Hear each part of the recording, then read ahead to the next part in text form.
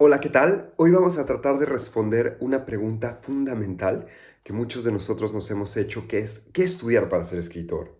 Pero vamos a tratar de transformarla hacia cómo estudiar para ser escritor.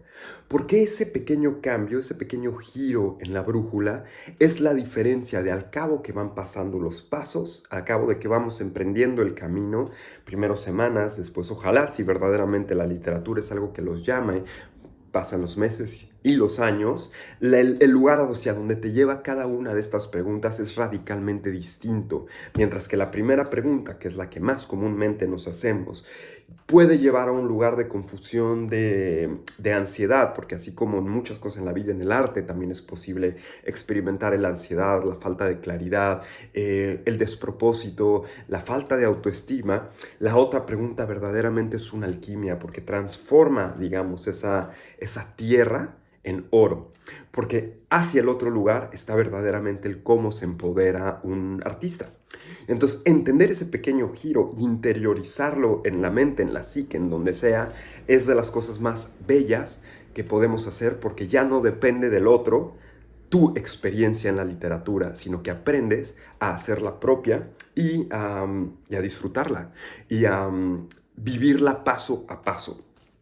Así que antes de comenzar, quiero hacerles un pequeño reto literario que me dio muchísimo gusto encontrar porque fue un cuento que escribí cuando apenas comenzaba a escribir hace 9 años y después encontré la corrección varios años después y me alegró mucho el ver que pues efectivamente existió un avance y ahora yo comprenderlo y ver desde los dos párrafos, claro, es que en este momento no sabía esto y esto y esto y esto, me dieron muchísimo gusto y lo quise compartir, lo quiero compartir con ustedes. Entonces el reto literario es que ustedes me digan cuál de estos dos párrafos es el que escribí primero y cuál es el que escribí después, con la idea de que me digan evidentemente cuál tiene una mejor pericia literaria. El primer párrafo es, si lo necesitan ver leído, lo pueden ver en la descripción, está ahí inmediatamente.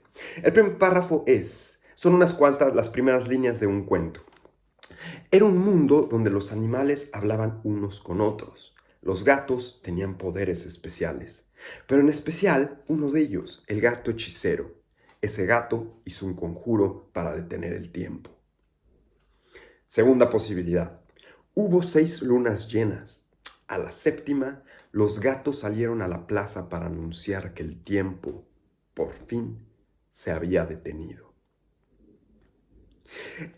Con el 90% o el 80% de ustedes muy probablemente responda correctamente.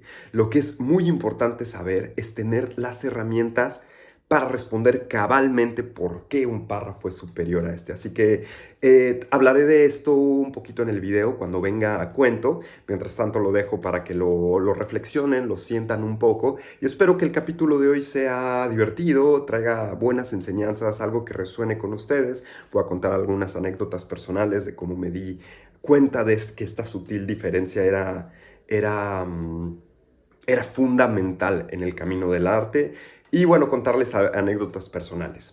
Antes de comenzar, anunciarles que ya está listo el curso de la escritura detrás del espejo, agradecerles infinitamente, mandarles un saludo a Caro, Emanuel, espero estén disfrutando, nos vemos por allá. Muchísimas gracias por apoyar al canal, es ese incentivo, ese paso adelante que me gustaría mucho, por supuesto, que este canal se pudiese convertir en una plataforma mucho más sólida para escritores emergentes como somos nosotros. Así que muchísimas gracias por apoyar al canal, por supuesto todos los que están viendo, si se suscriben, si apoyan, si les interesa obtener más videos y más contenido, el suscribirse, cualquier comentario ayuda infinitamente para que el algoritmo permita posicionar los videos y que más gente pueda llegar hacia ellos. Y darle un saludo a Joseph. Joseph, perdón, recibí tu saludo en el video que subí desde el celular y no sabía que se iba a poner actualizar rápidamente. Y bueno, decidí bajarlo por el hecho de que podía volver a explicar este tema de una mejor manera. Me ha tardado por mi sed de perfeccionismo y a final de cuentas me doy cuenta que más bien es mejor rendirse ante los videos porque nunca llego a explicar las cosas como realmente quiero, pero siento que en este video y con esta estructura puedo explicar un poco mejor el tema para que resuene y para que sea mucho más claro y articulado de lo que fue en este video. Así que todos los que vieron el video anterior, es un video prácticamente completamente nuevo y mandarte un saludo, Joseph. Gracias, recibí tus saludos.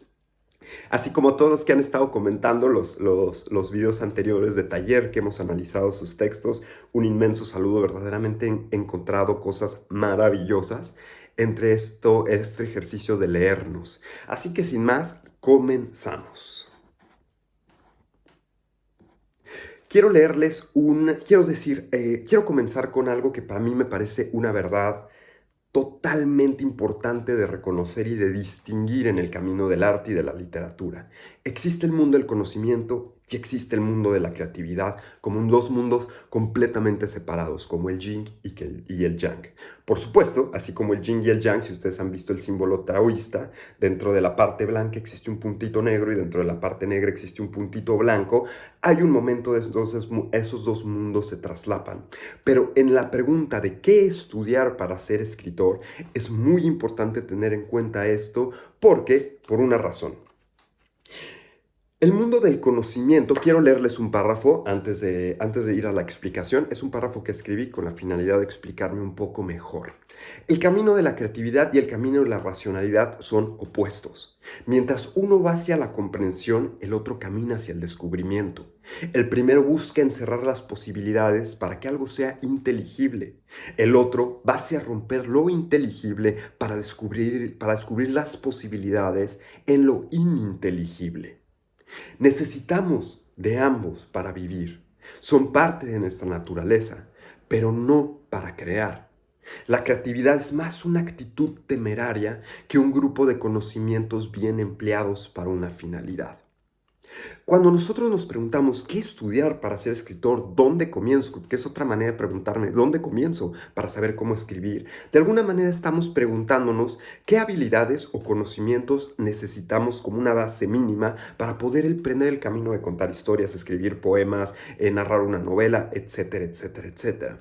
Pero esta pregunta puede desviarte hacia la dirección errónea. ¿Por qué? Porque generalmente cuando pensamos en qué estudiar, estamos pensando en una universidad, en una carrera, algo, en juntarte con unas personas que te puedan indicar hacia dónde es la dirección. Pero ¿qué es lo que sucede generalmente en el mundo del conocimiento? Después voy a hablar del mundo de la creatividad, que me parece infinitamente más interesante, pero que como todo, uno depende de otro y todos son parte de la vida. No tiene nada de malo. Cuando tú vas a la academia, lo que hace generalmente es darte todos los criterios en los cuales se ha distinguido que la literatura y el arte es.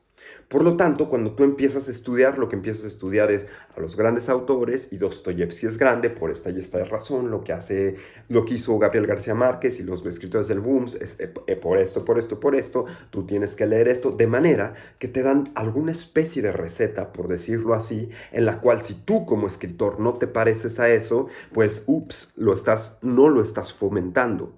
Pero la realidad es que no te están acercando al fenómeno que es más importante acercarse cuando quieres aprender escritura creativa, que es a la escritura creativa. Es decir, yo puedo pensar cuáles son todas las recetas o cuáles son los criterios que necesito para ser un gran escritor y tratarme de parecer a eso, o vivirme creatividad propia y descubrir mi propio camino en el arte. ¿Cuál de esos dos caminos suena el que probablemente te lleve más lejos? Creo que es muy claramente que el segundo. Esto, por supuesto, no quiere decir que el rumbo del conocimiento y de los cursos y demás esté completamente condenado. Muchos de ustedes, si se quieren acercar a un curso de escritura creativa, se van a poner en contacto con el fenómeno de la actividad, de la creación literaria, a través de encontrar a personas con intereses afines, de tallerearse, etcétera, etcétera, etcétera.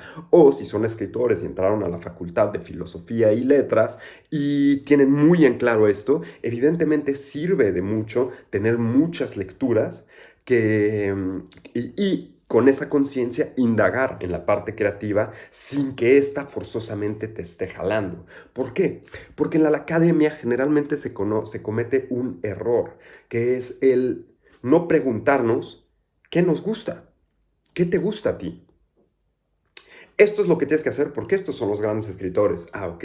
Pero ¿qué tal si a mí no me gusta Dostoyevsky y simplemente quiero escribir como Paulo Coelho? ¿Cuál es el problema sobre esto? O sea, realmente. Y realmente no hay problema, porque mientras avanzas en el camino del arte, es mucho más importante preguntarte por qué me gusta Paulo Coelho y leer una página con esa atención que leer toda la literatura del siglo ruso de la manera más rápida y tratando de sacar ahí unos pequeños lineamientos sobre el cual yo me tengo que parecer para entonces implementarlos en mi literatura, pero va a terminar siendo una frustración porque la transmisión no llega de cómo acercarte hacia la creatividad, sino el, mira, aquí esto es hacia lo que tienes que parecerte. Pero realmente en el camino del arte no hay bien o mal. Y la realidad es que cualquier escritor que les guste a ustedes, en el 90% de los casos, no estudió la creación literaria o filosofía y letras, etcétera. Por supuesto, algunos pueden ser ingenieros, otros, etcétera, etcétera, etcétera. Pero eso demuestra más el punto, que el camino últimamente creativo tiene más que ver con una actitud temeraria, es más un ir rompiendo miedos realmente que un voy a agarrar todos estos conocimientos y cuando esté listo los voy a aplicar. Porque realmente la actividad del creativo es ir creativamente en el día a día. Y para ser creativo hay que romper con lo anterior. Porque últimamente ustedes queriendo escribir quieren romper un poco, quieren transformar su vida de alguna manera hacia algo, hacia una vida mucho más creativa. En la parte del conocimiento esto es muy claro, ¿no? Este es el siglo, la literatura romántica se caracteriza en esto. Esta es la siguiente, esta es la siguiente. La racionalidad busca encajonar para que nosotros entendamos qué es ser un gran escritor, cuando realmente un gran escritor jamás se debe de estar preguntando eso, sino más bien debe de estar en una sinceridad absoluta consigo mismo para saber él qué quiere explorar. Porque últimamente esta pregunta de, bueno, ¿qué te gusta, escritor? ¿Qué te gusta a ti? Es muy importante porque últimamente quien lo va a estar haciendo eres tú. Entonces, hay de dos, explorar tu camino o tratarte de parecer aquello que te está infundiendo como un modelo de racionalidad. Ahora, el conocimiento también es muy importante en la parte creativa, pero esto lo voy a retomar un poco después. Ahora pasemos a la parte más misteriosa, que es la parte creativa y la que realmente se desarrolla cuando buscamos una actividad artística como la escritura o la danza o la música, etcétera, etcétera, etcétera. Para ello quiero contar una pequeña anécdota un poco personal, espero no desconcierte a muchos, espero no sea demasiado personal, que es cómo yo descubrí que este era un mundo absolutamente aparte y con sus propias reglas y que no obstante podemos explorar o no. Y créanme, hay muchísimos escritores que no se acercan a ese mundo y se nota en su literatura. Cuando yo tenía 9 años, mi familia sufrió una tragedia, que es mi hermano de 18 años en ese entonces murió en un accidente automovilístico. Y fuera del hecatombe que ustedes se pueden imaginar que eso ocurrió, lo que es aquí muy curioso que quiero narrar es de momento solamente mi padre. Mi padre lo pueden visualizar como el ser que encarna la negación cósmica, o que por lo menos encarnaba la negación cósmica. Era Saturno personificado, ¿no? Yo recuerdo que cuando nosotros éramos pequeños, incluso si mi madre nos compraba una paleta, nos teníamos que ir a esconder al cuarto para que él no nos viera, porque si nos veía comiendo una paleta, era la furia. Entonces, la cuestión era que mi padre era el no. ¿Se puede hacer esto? No. No, no. Entonces, hijo de mineros en Pachuca y demás, pueden imaginarse a la persona más tradicional de la cultura mexicana o latina, seguramente. Todos ustedes pueden estar en contacto con ello, ¿no? Cuando mi hermano muere, yo tenía 9 años, comienzo a ver que empieza a haber una transformación en él. Y esto no ocurrió de un día para otro. Imagínense a mí desde los 9 hasta los 16 años. ¿Qué empezó a ocurrir? Que lo vi que en las noches, por supuesto mis padres fueron a buscar ayuda porque es por, por, porque se necesita ayuda en esos momentos, yo me imagino, ¿no? Y yo comenzaba a ver que mis padres todas las noches comenzaba a escuchar unas cosas, lo que yo veía antes se levantaba, se ponía como una posición, hacía lo que para mí era la meditación, seguía escuchándonos y conforme fue pasando el tiempo, me daba cuenta que mi padre, de ser la negación cósmica, no les voy a decir que pasó a ser el padre ejemplar, ni más amoroso, ni mucho menos, tampoco fue malo, tampoco fue malo, ¿no? Pero definitivamente dejó de encarnificar esa negación y fue mucho más permisivo, mucho más tranquilo y mucho más amoroso. Al cabo de un tiempo, yo de niño pasando entre todo esto, de repente escuchaba que entre las grabaciones que oía, se escuchaban cosas muy curiosas, ¿no? Como habilidades extrasensoriales, habilidades paranormales, el mundo de los sueños, los sueños lúcidos, etcétera, etcétera, etcétera. Por supuesto, a mí me fue generando una curiosidad hasta que a mis 16, 15 años fue ahí cuando me mordió el bichito de la literatura y me puse a leer como loco. Y muchas cosas más que literatura, después pasé a la filosofía porque me di cuenta que lo que me encantaba de la literatura era que me sacaba del mundo común en el que había crecido y me enseñaba que había otras posibilidades de ideas, formas, horizontes, etcétera.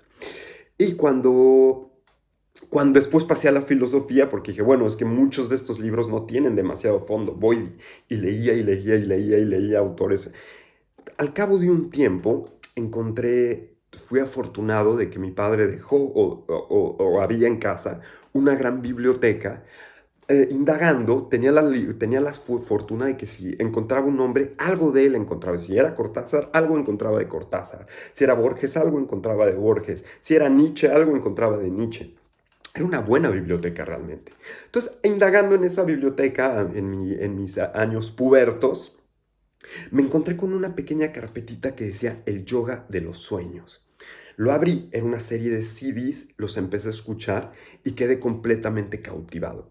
Era algo que hablaba hacia mi corazón de una manera directa, no, y aparte satisfacía todas las dudas que tenía en mi mente, porque por supuesto a los 9 años, pues igual no estaba muy preocupado por los grandes temas metafísicos, pero a los 16 años yo creo que todos viven de alguna manera algo similar, era lo único que me preocupaba en el sentido de, bueno, o sea, ¿qué es la vida? ¿Qué hacemos aquí? Y encontrar distintas respuestas hacia eso me fascinaba, porque me decía, no solamente hay una manera de vivir, hay tantas como la imaginación quiera y permita, ¿no?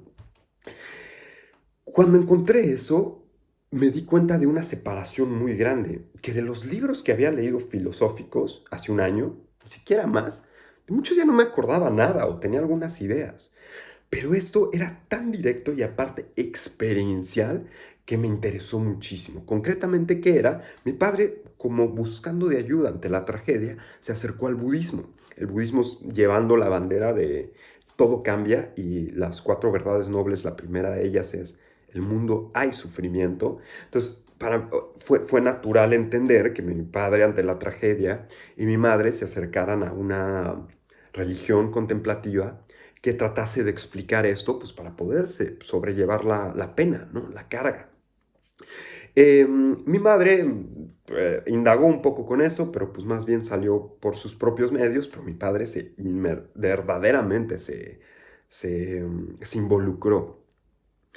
Cuando yo me involucro y termino la carrera después de de esa iniciación que nos hacen como niños de 24, 25 años para poder para poder hacer, para poder darte un valor ante el mundo, del cual ahora pues no sé si estoy completamente de acuerdo, pero bueno, cuando salgo de eso, mi madre orgullosa evidentemente me dice que quiero, así como una forma de gratificación, de regalo, y yo les pido por favor irme de retiro hacia 2 meses que daba esta persona que narraba el curso. Tenía un retiro en Tailandia de 2 meses en completo silencio. Y yo llego ahí a mis 24 años a estar en una especie de monasterio 2 meses en silencio, porque para mí era fundamental el ver si lo que estaba escuchando, no el ver, el experimentar que lo que estaba escuchando tenía verdaderamente una relación con la realidad. Y en mucho sentido, el budismo es, es muy claro en esto, ¿no? El mismo Buda dice, no le creas nada a tu maestro, ni a mí mismo, que no experimentes por ti mismo. Entonces, así como una pequeña distinción, allá no hace falta, no, en las tradiciones contemplativas, no hace falta la fe, hace falta la experiencia, y con la experiencia necesitas corroborar lo que de alguna manera la fe te dice, ¿no? O las enseñanzas te dicen.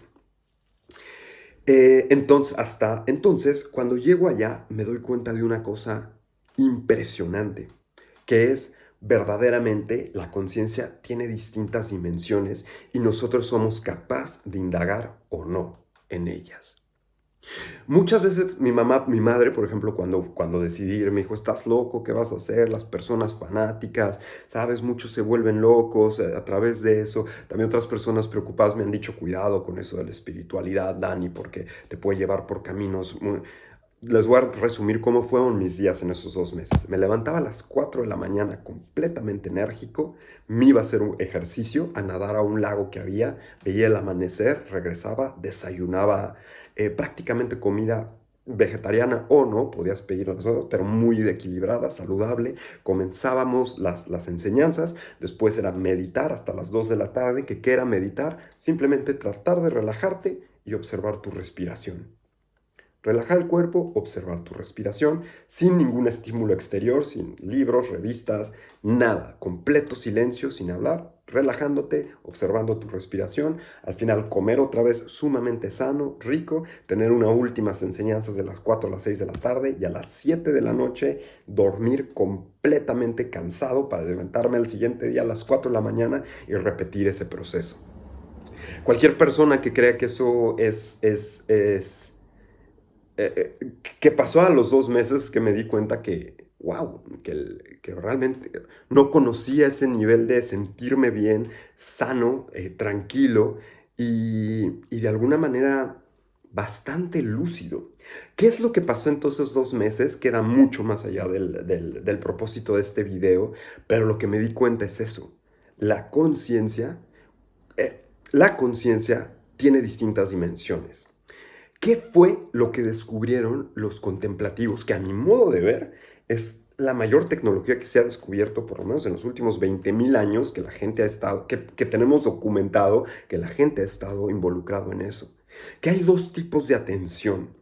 La primera atención es la que la mayoría de nosotros conocemos. Necesito escribir o necesito hacer una tarea o necesito ir a trabajar o necesito enfocarme en esto. Por lo tanto, mi atención se tensa de tal manera que cuando ya termino con la actividad que estoy haciendo, me siento exhausto. Pero los contemplativos descubrieron otro tipo de atención, que es la atención que mientras se va enfocando en una cosa, al mismo tiempo la conciencia o la mente se va relajando proporcionalmente. Entonces, entre más enfoque, más relajación experimenta el cuerpo y la mente en general. Por lo tanto, empiezas a experimentar una lucidez, una claridad y un gozo. Es así, tal cual. Lucidez, claridad y gozo. Y te das cuenta que últimamente más bien tu día a día te sientes dices, wow, como que más bien mi día a día estoy un poco intoxicado, ¿no? Eso era lo que me pasó después de 2 meses.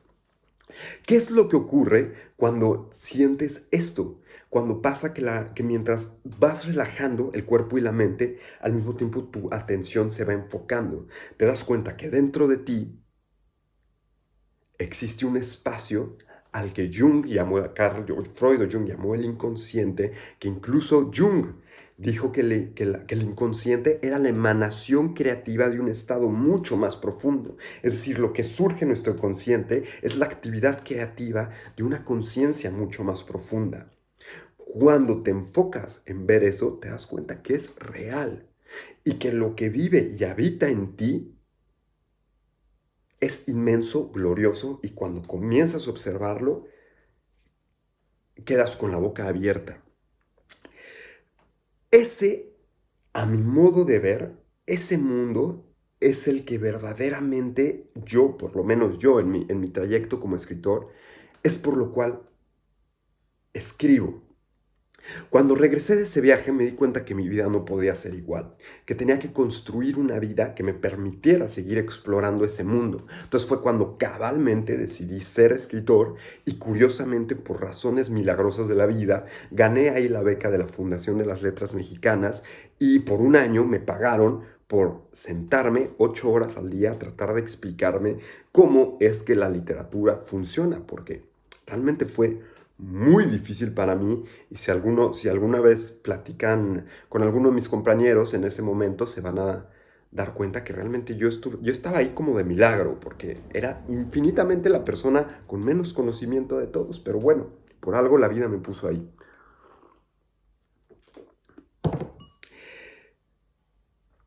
Voy a decir, voy a parar aquí el video y voy a entregar una segunda parte que va a venir mañana porque apenas hoy me di cuenta que mi celular graba de una mejor manera, con mejor audio y mejor calidad de video.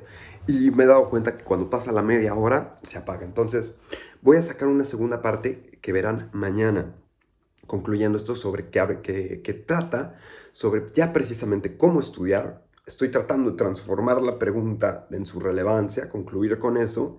Y después en el siguiente video voy a explicar cómo me di cuenta, particularmente el cómo estudiar para ser escritor. Entonces, está el mundo del conocimiento y el mundo de la creatividad, que es un descubrimiento. Entonces, imagínense que ustedes quieren crear un cuento. ¿Qué cuento ustedes creen que va a tener mucho mejor resultado? Vayamos desde el mundo del conocimiento. Siento que el género del realismo mágico, o de la fantasía, o del género policial se vende muy bien. Por lo tanto, quiero hacer un cuento que se venda muy bien. Ese es el principal motor. Entonces estudias, tienes ideas, conozco esto y lo logras. Ahora, imagínense que por alguna razón ustedes sintieron mucho enojo con su pareja y ese enojo los sorprendió. Porque es curioso esa dicotomía de que particularmente en las relaciones amorosas, cuando hay mucha pasión de por medio, se puede idealizar, crecer a la persona y de repente se puede sentir lo opuesto radicalmente al grado de que muchos son violentos. Sumamente lamentable, pero es una realidad que existe. Entonces imagínense que están sintiendo esa violencia, esas ganas por alguien que aman. Y deciden hacer un cuento en donde una persona construye su jardín día a día y finalmente, al final del cuento, por razones que pasan, lo termina destruyendo. ¿Cuál cuento creen que va a ser mejor? Y yo les puedo decir absolutamente que el caso en donde verdaderamente el autor va a explorar su creatividad. ¿Por qué? Porque va a estar viendo, jugando y gozando de explorar sus energías vivas. Porque cuando te das cuenta que se puede ir rompiendo hacia niveles más profundos de la conciencia, te das cuenta que lo que hay abajo no es estático.